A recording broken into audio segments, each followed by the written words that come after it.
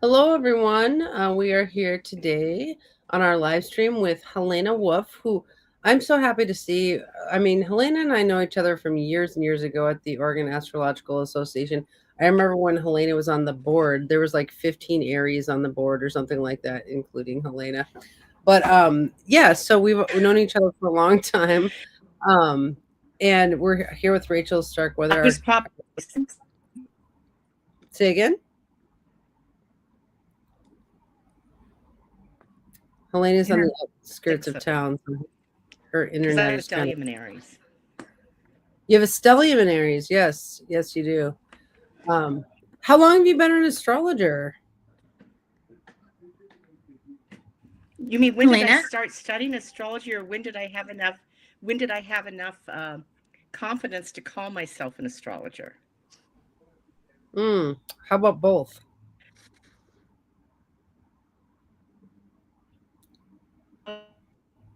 Started studying astrology in 74. Mm, wow. That's 51 years. Wow. That's Yeah, I before mean, I was I'm at the born. age now where some things I can say I've been doing them for over 50 years. Yeah. Wow. Wow. Yeah. Do you do But when readings did I, for? Oh, sorry. go ahead. Go ahead. Do you do readings for money? Yeah, but not a lot of them. I don't really. I when people ask me to, yeah, I do, but I'm not very good at promoting myself. Uh huh. Yeah. There's a lot of client acquisition if you're going to be a professional astrologer. Okay, so we're here to study, actually, to talk to you about human design and astrology. So, I mean, I actually have no idea what human design is. Rachel, do you know what it is? It's one of those things. It's been on the edges, but I haven't really gone into it very much. But it is a combined study of a couple of different um, things like I Ching and Kabbalah and astrology is the main part. My best guess. Yeah, because I know a lot of astrologers who are into human design. So I guess I didn't really realize it had a lot of astrology in it. So, Helena, do you want to explain to us what it is?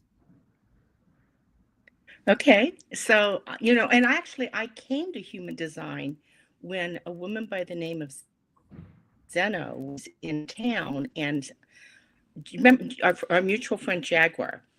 Um, asked.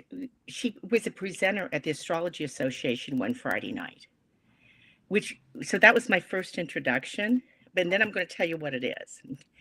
So, because I was on the board, I couldn't participate in the drawings for the freebies that speakers would give out because we could come to everything free ourselves because we worked the events. But we were not sponsoring her workshop that weekend. She was putting on her own workshop that the OAA wasn't sponsoring, and so I put my name in the drawing and won tuition to her weekend workshop. So I go to this workshop, and this must have been in like 2005 or six. I've never quite figured it out. Okay. It's been a while. And learned that I was one of like a human design type, which I'll talk about, which was like only 20% of the people. And it answered questions that astrology wasn't. It gave me this other whole lens to look at my chart. Um, So what it is what it is it's a synthesis of several different disciplines: the Kabbalah or Kabbalah, the I Ching, astrology. Um, I'm going to forget. Oh, the chakra system, The Brahmic and chakra then system. right. Although they're called centers, and there's more of them than the major chakras. Yeah. And then there's also, according to who you're studying with or have studied with or follow, they may throw in something like quantum physics and the human genome. So it was a data download basically from the universe to this guy who had absolute marketing, this guy for marketing, and he got this the voice just took him over for a week and did its data download of this system that was a synthesis of all these elements from all these different things.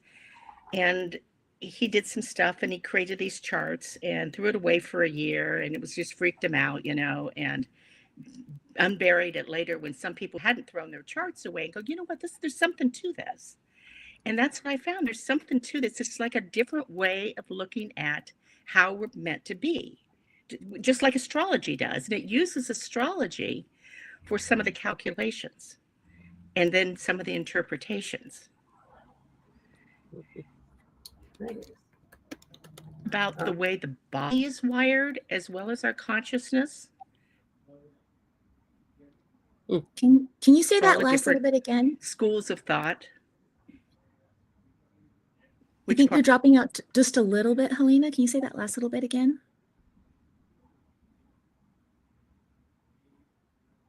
So it's kind of like it's a different language of this chart that's created. And it can be deep, and just like with astrology, there's all these different schools of thought. There's different streams with human design as well. So the human design, it clumps people into things like manifesting generator or projector. Is that human design? Yeah, it's basically according to how your chart is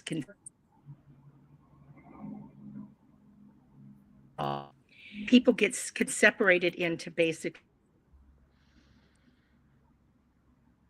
design would say 4 types plus a subtype. But some of the lead teachers now say, you know what, it's really 5 distinct types. One of them is just a hybrid. And it has to do with which centers, like it's having like 7 main chakras, it has 9 centers. 2 of them are both affiliated with the heart chakra. 2 of them are affiliated with the solar plexus. They're kind of like 2 different functions of that chakra is the way I like to look at it. And the planetary placements activate gates. So, okay, astrology, divides the sky into 12 signs that have 30 degrees each. Okay. So human design, because it has this big component of the I Ching with it. And then how familiar are you with the I Ching? I just got, oh my God, this is crazy. I just got an I Ching thing like yesterday. Mine is, okay, so my spirit animal is a spider. Is this the I Ching? They're like little dominoes. If it is, it's not something I've seen like that. The I Ching, that's something else. I don't know what that is. That looks more like these are runes. These are runes. Okay, that's different. Okay, what's the I Ching? Yeah, runes are totally different. So the I Ching, okay, so did you ever read Douglas Block and Demetria's book, Astrology for Yourself? No, how about you, Rachel? I have it, but I haven't read it yet. Okay. So I've heard of it. So when they first wrote it, it was written as a book to help people who know nothing about astrology learn astrology. It's a great book for beginners. Yeah. And it starts with the basic yin yang. From unity, we have polarity. We have masculine and feminine. We have, active, passive. You know the drill, okay? The I Ching says, well, let's represent the masculine with a solid line. And let's represent the feminine with a broken line. Oh. And if you have a solid line and a broken line, how many combinations of 3 lines can you make? So how many permutations of 3? Geez, like 8. Okay, 8. Yeah, 8, because you could have 3 solids, or you could have 3 brokens. You could have 2 brokens and 1 solid. Okay. It's a each combination. So what the I Ching says is, and they represent like things in nature. They're like mountain and lake and thunder and lightning and heaven and earth. And so you could take those 8. Well, if you do a grid, like just like a synastry grid of the 8 trigrams and the 8 trigrams, well, what you end up with is 64 hexagrams, 3 lines over 3 lines. Those hexagrams each have, because each trigram has meaning, the hexagrams have meaning. And again, just like many, it's the heroine's journey, the hero's journey. It's the development, like from Aries to Pisces, but through a different lens. And so Human Design says, instead of dividing the 360 degrees of the zodiac by 12 signs, let's divide it. Let's divide it by what? With 64 hexagrams. So instead of dividing by 12, 360, and getting 12 signs, we're going to divide by 64. And we're going to end up, with each one degrees, okay? Solar arc. So it's this calculation. So you got 64 things now that you're looking at instead of 12. Okay. Then what it does is says, okay, so we've got this body graph, and we're having techie difficulties today, so I can't show you a human design chart on the screen. We can't figure out how to do it in this platform. But, just Google human design charts. You can figure out what they look like. You can run your own on lots of sites for free. But what you have is these 12 shapes on a body that kind of follow the chakras. You have these 9 shapes that kind of follow the chakras. There's 9 instead of 7 because, thank you. It's easier because I can talk with my hands. So the top one kind of represents the crown chakra. That's where inspiration comes in. And ignore the colors for now, totally. The green one that's on here, though, that's like the third eye. That's the pituitary. That's the pineal gland area. That's the mind itself. That brown square represents the throat chakra. And it's like the teaching is that everything wants to manifest through this, the word was, manifestation happens through the throat. And then you get to, this is where it kind of departs from the chakras. That yellow is like your self center, the heart chakra, but it's like yourself in terms of your sense of direction and your orientation to life. Who am I? Whereas that little white triangle to the side below it, that's part of the heart chakra too, but that's more about the will center. That's called the will center, or the will, willpower. It's that umph that happens, that adrenaline. Those two together and then dropping down to the center, that red one would be the sacral, represents the sacral center, or the generator center of the body. It's like, it's the motor that's always on. Below that would be what the brown one would be representing the root. And those two off to the sides, those together are like the functions of the solar plexus and the chakra system. The brown one that she was pointing to would be the intuitive spleen center, whereas the one on the opposite side is more the emotional center. What happens is that there's 2 calculations in human design. On the left, on the right, you see those series of black numbers. So when you divide the chart up the sky into 64 units or hexagrams, they're now going to be called gates, and they have a fixed location in this body graph. And you'll go, from 1 to 64, you're going to find them all. Where they're located doesn't change. Why they're where they are is because that's just the way it is. But I have found that a lot of the Gemini gates, parts of Gemini are in the throat, but there's other stuff. A lot of the Virgo, parts of Virgo are in the spleen area. So there's correlations, but they're not like exact, because, like Virgo is very mental as well as being very, earthy. Thank you, Rachel. Okay. So you want me to keep going? Yeah, Yeah, so this is do you wanna fast. put this back Okay, up? Yeah. so go back up. So you've got these 64 gates now, or hexagrams. Mhm. So when you run a chart, just like you do an astrology chart, you put in the birth time, place, and all that, the date.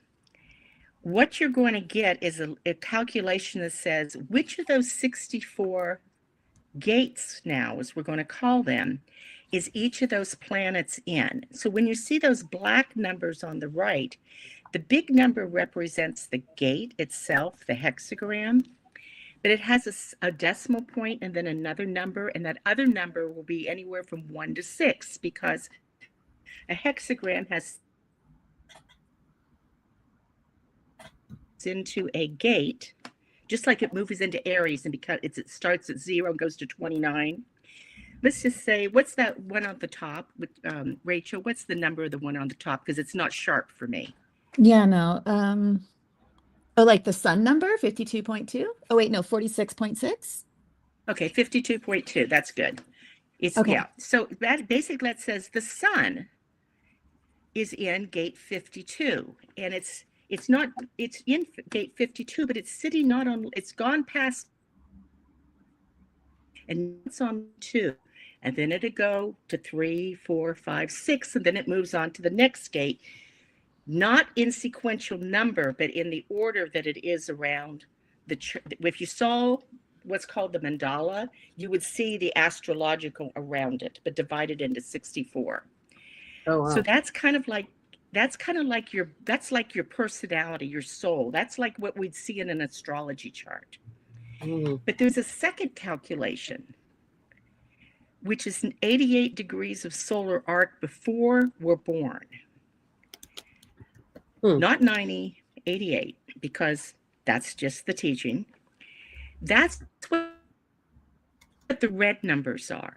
And that has more to do with the body, with our DNA, with what we bring into this life, our ancestry, our unconscious versus our conscious. And so, and again, it has the gates. It's either going to be in 1 through 64, and then the decimal number is going to be from 1 to 6. Hmm. When you look at the body graph, then, because each Very gate has a mathematical. fixed Very location, mathematical. and it's just like astrology. It's very, very mathematical. The calculations are very mathematical. It's just that you're dealing with different units and different archetypes, different ways of looking at the archetypes of life. Mm-hmm. So all those lines that connect those centers, those draw more from the Kabbalah tree of life, and that's the one of these that I haven't really studied. So I'm just going to say I trust it. It works. I find there's value in it. Do I totally understand why these lines are where they are? No. Do I need to? No. I just need to know how to interpret them. Mm. So when there is a planet from the black side, the conscious side, the birth side, whatever gate it's in, you find where that gate is, and then you color the line that comes from it halfway, the channel it's called. And so you do that for all the black ones and all the red ones. And when the two meet, if there's one coming from one center and one coming from the other center, that is, now you have a connected flow of energy in that channel, it's called. And now we color in the centers. So centers are either colored or not colored. If they're white, that means it's said to be open. That's kind of like background noise. The energy's just kind of, whatever is what's taken in. But if it's colored in, that's kind of like, oh, this is the part of life that it's going to play out through. These are the themes that it's going to have. Some of them are going to be conscious, some of them are going to be unconscious. According to which combination of centers are colored in, people will sort into 5 types. 5 types. So, okay. 5 types. So in human design, it's like your type is kind of like saying what's your sign. Oh, okay. That would be Yeah, the I know. I equivalent. always hear people, they'll be like, I'm a manifesting generator, and they're like, I'm a projector, and it's so Or, similar to astrology. or then you get the whole thing. It's like I'm a 2-5 splenic projector. Because Whoa. they just get that's kind of like saying moon, sun, and that's kind of like saying sun sign, moon, and ascendant. Yeah, the Okay. big three is like profile, authority, and energy type. Right. So type, energy type's the number one thing. That's the most important. What's your energy type? Are you the 9% of the population that's a manifester? Are you the 35 roughly percent of the population that's a generator? Are you the roughly 35% that's a type? Which, in the original human design, they call the manifesting generator a subtype. But the people I've studied with, who are some of the top people in the field, they say, nah, it's a manifesting generator is a distinct type. And I would agree. They are their own thing. And then there's like 20% of projectors and about 1% of what's called a reflector. Now, reflector is real easy to say what their chart looks like because no centers are colored in. Nothing is defined. Nothing is defined. Everything is open with a reflector, which means they're always taking in energy from the environment around them and amplifying it. They're kind of like the canary in the coal mine because they reflect what's going on around them. You know the canary in the coal mine? But they used to take canaries into the coal mines because if the methane gas built up too high in the coal mines, the canaries died earlier than the miners would. So they're kind of like, yeah. Wow, Rachel understands the analogy. that's So savage. That's savage. yeah, they have to really protect their energy because they have is consistent gates. They don't have centers consistent, but transits and interacting people can temporarily, you might say, turn on parts of your chart that you wouldn't have otherwise turned on. Just like you could do synastry and composites with this, just like you do astrology. Really? Is that just the melding of the two charts? Yep. And then how do you interpret it? According to who owns what parts, who's got what defined, who's activating something in somebody else, where you're just like kind of like friends, we both got the same gate, but we don't have the channel, or you've got the whole channel and I've got half. Guess who owns the energy? The person who's got the whole channel. Or when you're with somebody, maybe you don't have very many centers colored in, but when you're with somebody, your whole chart's lit up. Oh, wow. When you're with them. So you're a type, like you're a manifesting generator, and then also you have certain parts colored in on top of that energy type, because you're saying the energy type is like the first layer, but then you go into these like what makes somebody a manifesting generator, okay, is that first of all the sacral center, that generator, that red square has to be colored in, okay? It has to be activated by a complete channel. But it also has to get to the throat. Is this yours, Rachel? Yeah, it is. Yeah, see, she's a manifesting generator because she's Oh, got the nice. 2034. Good luck keeping up with her. But You're part of to. 35% of the population. Okay. All right. Yeah, but she's that hybrid type. Oh, really? So when human design talks about authority, so when they talk about authority, it's kind of like so do you ever do dispositors in astrology? Yes. Mhm. Absolutely. Yeah, who's reporting to who? Mhm. So authority's kind of like, what part of my what part of the way I'm energetically configured do I need to listen to for making decisions? Yeah. Yeah. Okay. That's authority. So you can be a specific type, but then you also have an authority. Interesting. And certain types can never have certain authorities just because the way they're set up.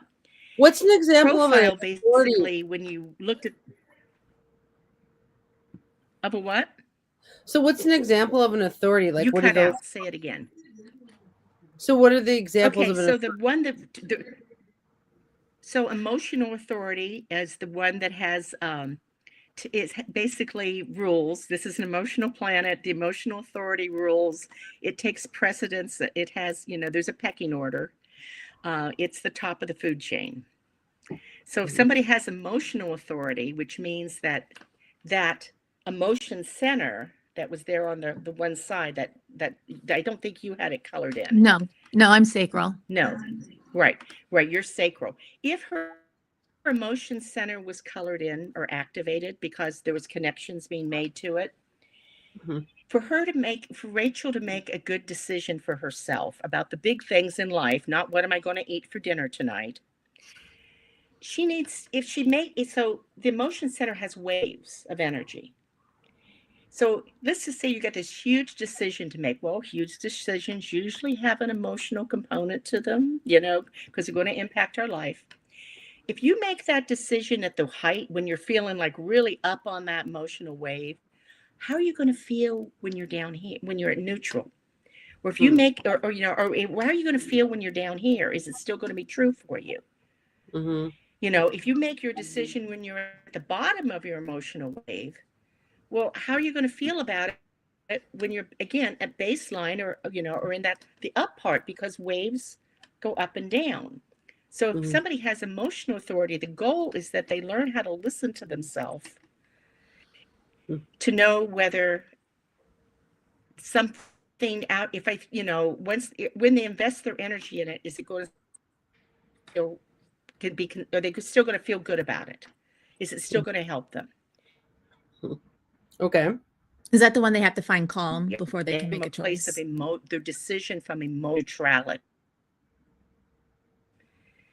So that's the key thing with people who have emotional authority, regardless of what type they are. Okay. So the sacral authority, so you it's can be that red square, it's that energy. Sorry, we're not talking a lot. Again. I don't want to interrupt you because of the lag, so it's kind of awkward.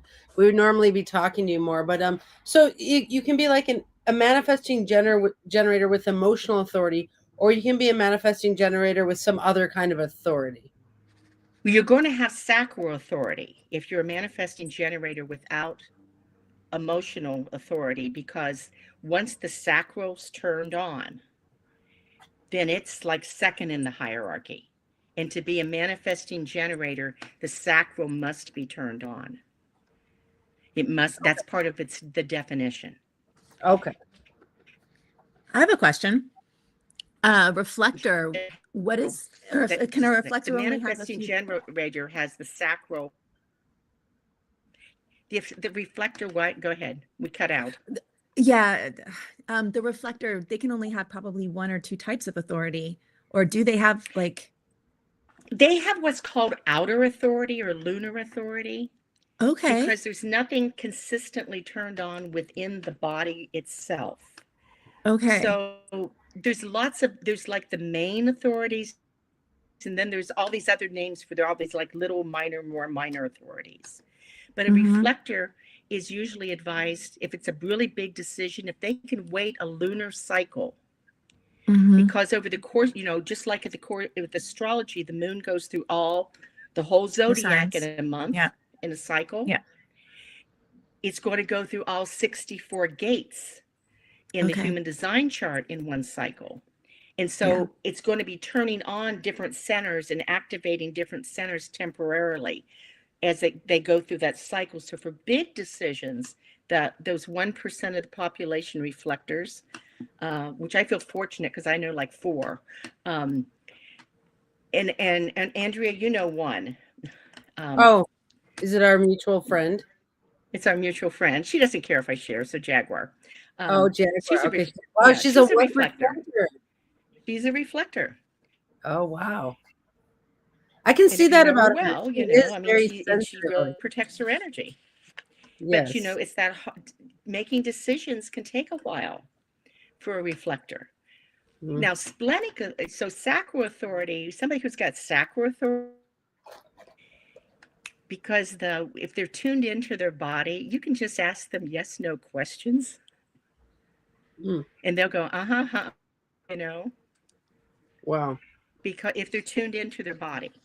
You know, they'll feel that rising energy when you ask them a question, or or that sinking energy when you ask them a question. So do you find that to be true for yourself, Rachel? Yeah, I know. Instant. Yeah. Yeah. Yeah. Mhm. And I bet, Andy, you do too. You're a generator, by the way, Andy. I am. Oh, I've always wondered. So what's the mark of a generator? Has the sacral turned on, but you have what's called splenic authority, which is the next one in line. Okay. So splenic authority, so we've got emotion. And we have sacral.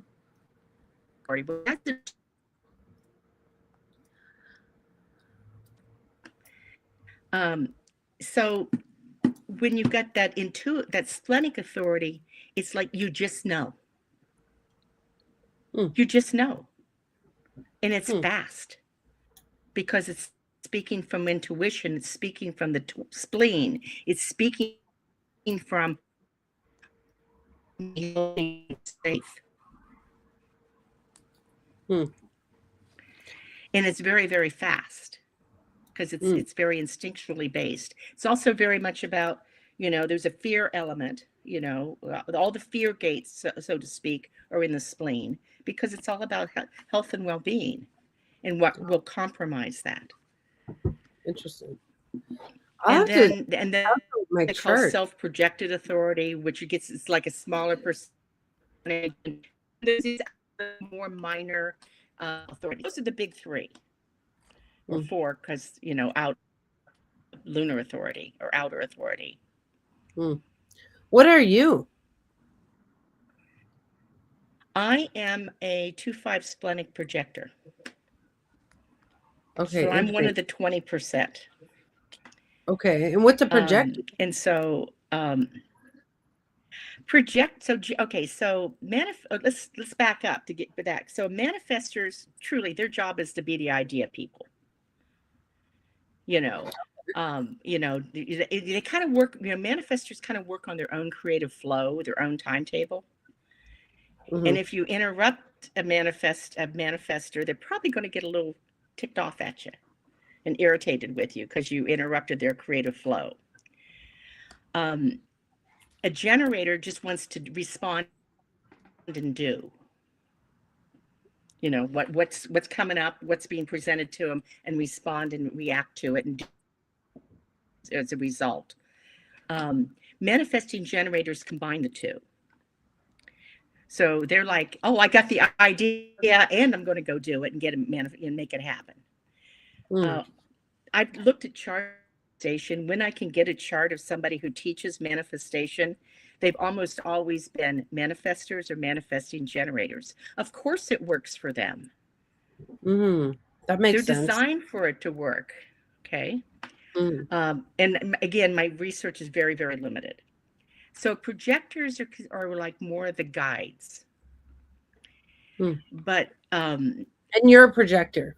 And I'm a projector. Teachers, guides, but we need to be invited to share what we know. Oh, luckily we invited you today. Well, thank you. Because now I get to share what I know.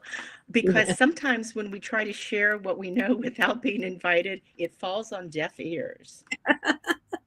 That's so true. No one likes unsolicited advice, honestly. Honestly, especially, you know. And then, and so projectors cannot have splenic authority. They can have emotional authority, however.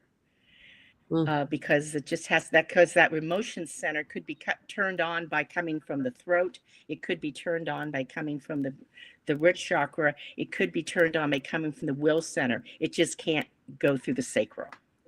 Because you can see if you can draw lines, you know, connecting lines. Some people, you can draw all the connecting lines and you can connect everything that's turned on. And other people, it's like they could have 4 different sections of the chart connected and not connected to each other. There's lots of rabbit holes. Yeah. So are certain people supposed to date other certain people? Like, I'm like, is it like what's that like? Okay. So if somebody asked you that in astrology, what would you say? I would say you can make good of all kinds of different combinations, right? It depends on the whole chart. It depends on the exact synastry and the composite, and like, I don't know. I would say a lot of things there.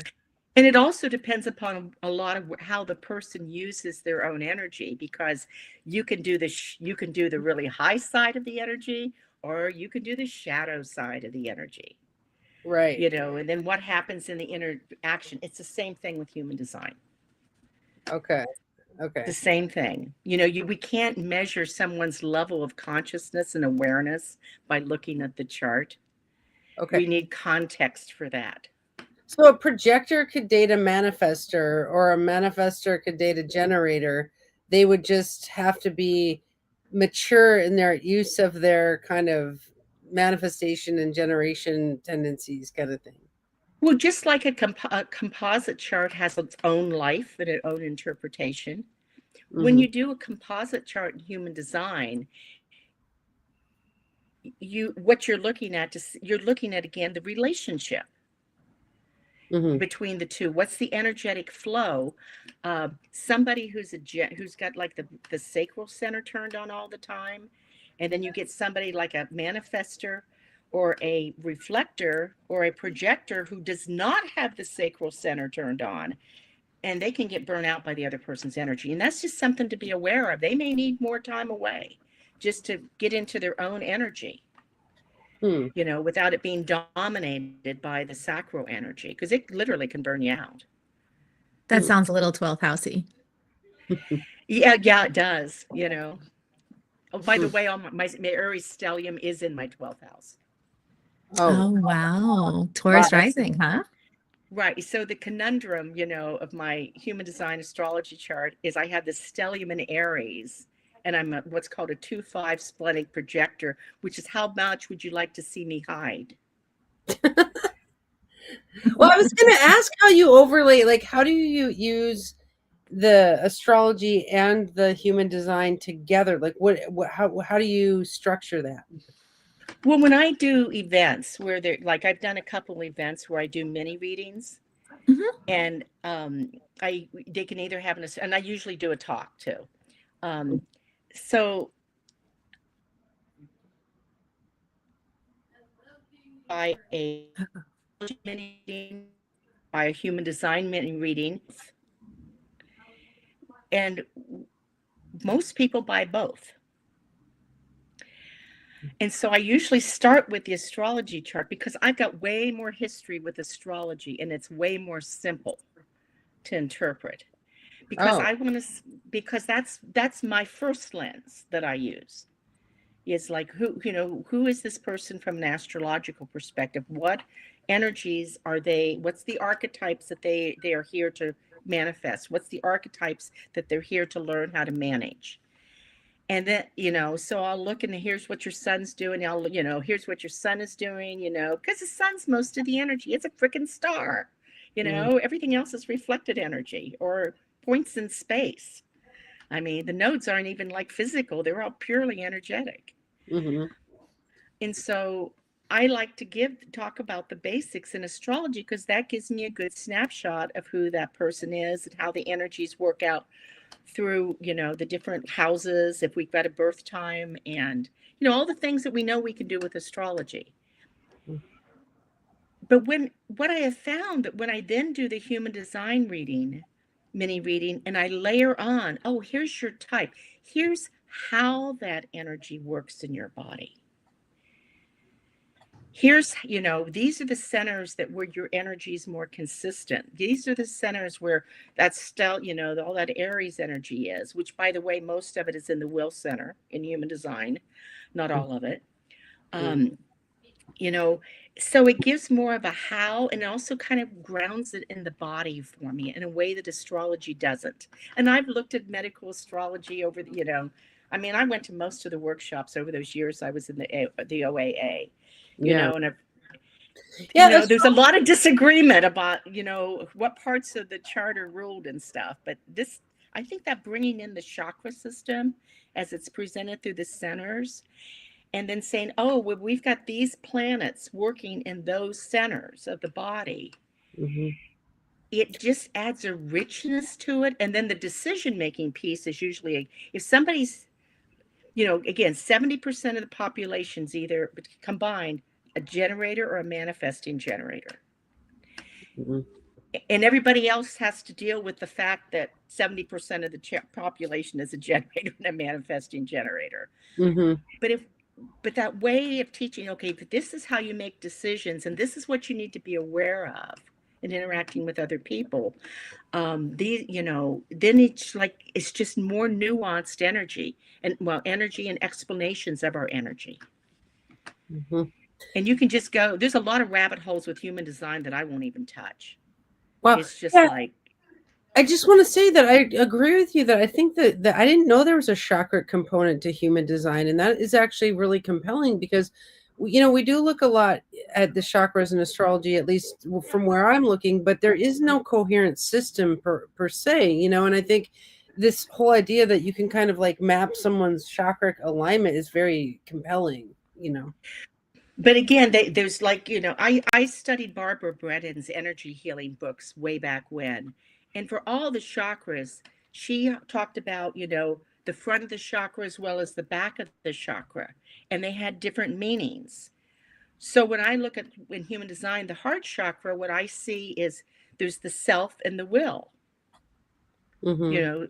They're like different functions of the same center. When I look at the solar plexus from the chakra perspective, in human design, we're looking at both the spleen and the emotions, which both are really intimately involved with the solar plexus, which Mm-hmm. that's why there's 9, not 7, Wow. at Yeah. least the way its current There's is. like a side chakra right there, which I always think of with like Virgo, and I don't know if that's the spleen chakra That's the or. spleen. And when I first learned the chakras, the spleen center was off. It was offset towards the Mhm, spleen. And the thing is, I've studied energy medicine with Donna Eden. I've studied it with Prune Harris. I've studied Barbara Brennan's stuff, but never with her. I've been studying metaphysical stuff since I was in my early 20s. And there's a lot, and look at all the meridians in the chakra, the stuff with acupuncture. mhm, There's lots of ways of mapping the energy currents in the body. It's just a matter of and people like Donna Eden, Prune Harris, and Barbara Brent, they were all clairvoyant. mhm. They could see how the energy worked in the body. And I would love to find somebody who's clairvoyant that I've got a relationship with and says, this person's this, tell me what you see. Oh, right. Like here's a manifesting generator with the splenic something, and then see what the psychic sees Well, in it's that. not just the manifesting generator, but it's this particular configuration of manifesting generator, because Right. they're all going to look real different. And Yeah. there's going to be different planets in the gates. Oh, interesting. So what's it And mean then if you have like Mars in your spleen gate, or like what's it look like to have different planets in a gate? we see that's kind of what got me hooked in human design, because I wanted to know how the planets worked in this. Uh-huh. And so when I studied when I was starting to watch like master classes by different teachers. And Mm-hmm. there's one man by the name of Chayton Parkin.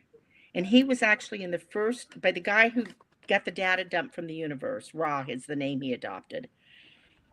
Chayton was in the first group of people in the United States who was certified as a human design practitioner or specialist or whatever title they gave them back then. His wife mentored with Alan Oken as an astrologer in Santa Fe. So Wow. she's got that really strong astrology background.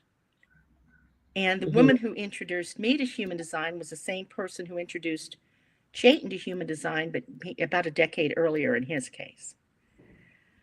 So I wanted to know, because that's what hooked me in, is that if this gives me this energetic map of the body based upon my astrology, how does it look when Mars is in the will center versus Mars in the spleen? And then again, what's the meaning of that gate? Mm-hmm. Each gate has an archetypal meaning, and which there's many different names and explanations and interpretations. It's just like reading, you know, Robert Hand's interpretation of a transit versus reading, Alan Oken's interpretation of a transit, Andy's interpretation of a transit So, there's your source materials, the people who studied it in depth, their interpretations, and then what comes to you when you're talking with that person about how does it work. Mm-hmm. See, if I saw Mars in the spleen center in any one of those gates, I would think that person's going to be, having to exert their will. They're going to fight for something. Because Mm. I always think of Mars in that way. It's fighting for something, good or bad. It's promoting, it's being assertive, and it's going to have to. And the spleen's all about health and well-being. Mm-hmm. Mm-hmm. Yeah, interesting. So, what about if you had a Venus in a gate? Well, Venus is going to be in 2 gates, or it could be in 1. You could have it in this because the slower moving planets, sometimes where they're at 88 degrees prior to birth, they might be in the same gate. Mm-hmm. They might not be in the same gate, just like because of, the retrograde motion and stuff that happens with the outer planet. Anything that goes retrograde, but particularly the outer planets. Lots of times they're in the same gate, both prenatally and at birth, but they might not be. So when they're not, that's like, oh, so this person's going to use that energy to learn 2 different life lessons, not just one. Mm. Interesting. So, do you have your sun in a gate? Like your sun sign is in a gate? Your sun itself is in a gate. That's like most of the energy in the chart. That's like the number one thing. Human Okay. design uses the earth as well as the sun. Oh, okay. So it's Interesting. going to be in the opposite. It's going to be opposite on the wheel. It's going to be in a hexagram that, the 2 energies, are, because we are between the earth and the heavens, the earth and the sun. We're always in between them. Wow. And so you always look at those 2, the earth and the sun, both at birth and 88 degrees prior to birth. And that those 2 things are called your one's incarnation cross or one's destiny path, or one's life theme. So it's like really big. Do you know where he got the number 88 from?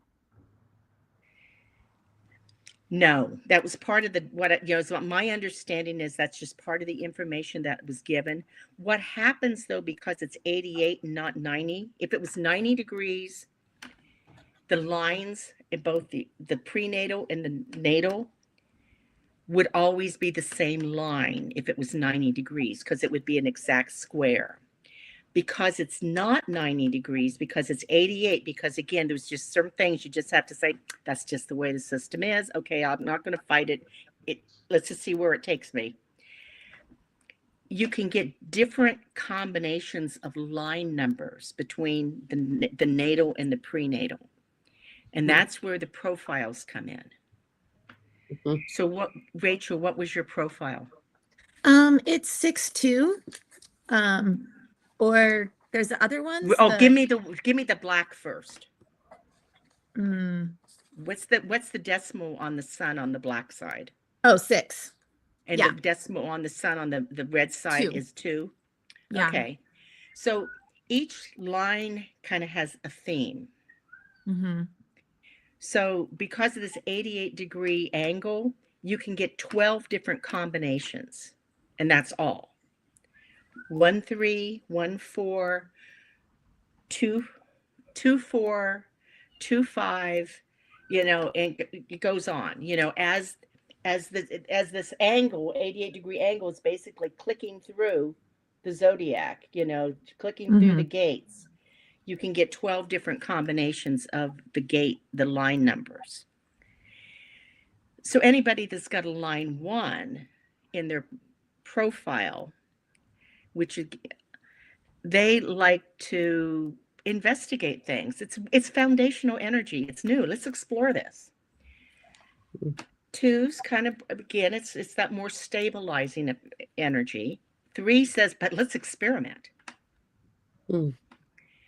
4 is kind of more, it's like when you get to line 4, you're now in the upper hectogram, the bottom line of the upper trigram.